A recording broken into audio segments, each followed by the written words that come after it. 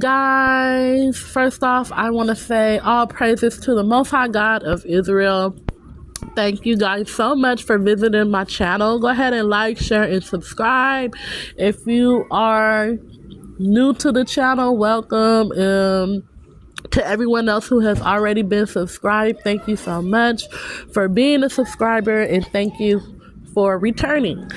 So basically, I have a couple of messages. The Most High God really brought me to Proverbs 23:7, and I was brought to this scripture because, first off, I was looking for the exact scriptures where it talks about manifestations, right? And it talks about what you think and what you hear and what you say could actually manifest into your reality. And so I always thought that Proverbs 23:7, I always thought that scripture, and then let me go ahead and just get it, because I always thought that scripture meant like, so a man thinketh, so is he. I always thought that meant like, what you think in your mind, that you are. So if you think you are a bad person, you're a bad person. If you think you're a good person, you're a good person. If you think you're going to be successful in life, then you will. If you think you're not, then you're not. And which is true, somewhat true, but I actually got a deeper meaning of that scripture. And, you know, I'm just being compelled to really share it. So, as we turn to Proverbs 23:7, right? Proverbs 23:7. But actually, what I'm going to do is, I'm going to read up one verse. I'm going to read Proverbs 23:6. Eat thou not the bread of him that hath an evil eye, neither desire thou his dainty meats. For as he thinketh in his heart, so is he. Eat and drink, saith he to thee, but his heart is not with thee. I'm going to also read verse 8. The morsel which thou hast eaten shall thou vomit up, and lose thy sweet words. And I always thought, you know, when I heard that, so a man thinking, so is he, that it was, you know, that it was talking about what I just described.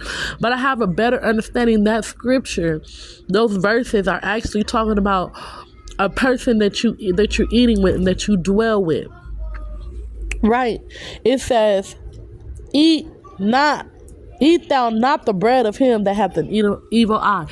Don't eat with somebody who hates you, somebody who does not like you, somebody who despises you. Do not eat with those who do not like you and who despise you.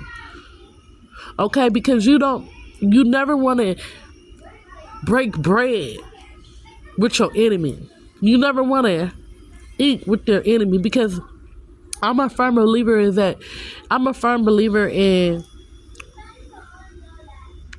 the energy of people and how that energy can rub off on you, especially with something that you're consuming. And, you know, I always felt like that in my spirit. But just reading this verse, and God brought me to the true meaning of this verse, it confirmed it to me.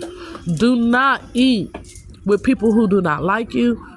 Don't break bread with people who are looking at you with an evil eye. Heck, don't eat with people who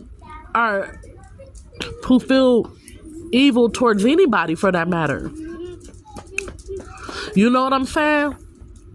And I feel like that is so true. Because a lot of us, we be so, you know, we don't really think much of it when we eat around certain people. And I had a person who I thought was my friend back in the day. And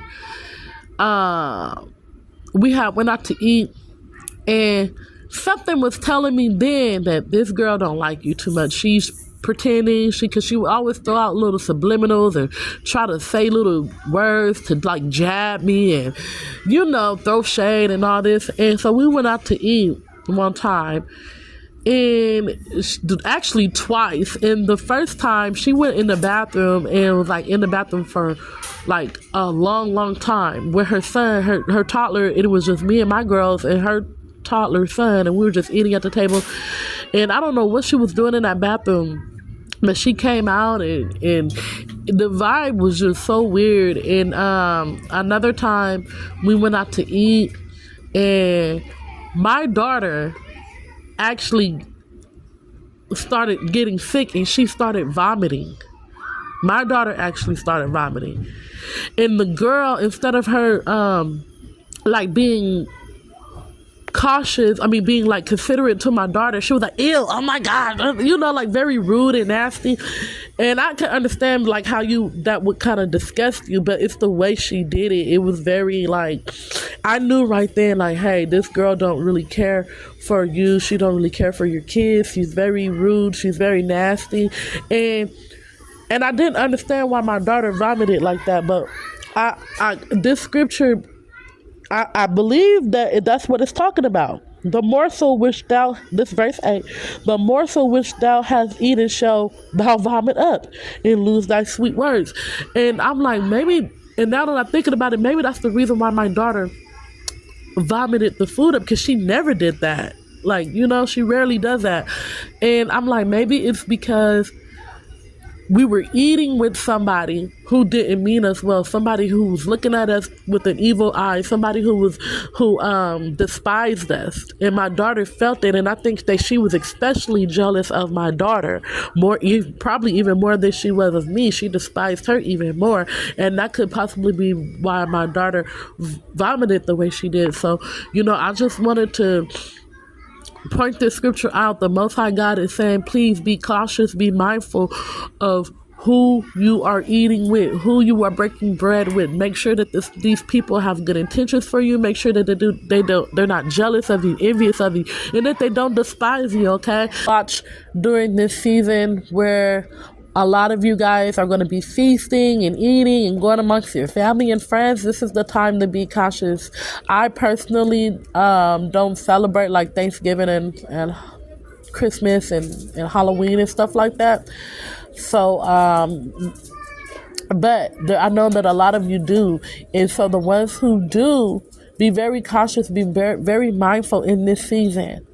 So I love you guys. Again, like, share, and subscribe. Peace and shalom.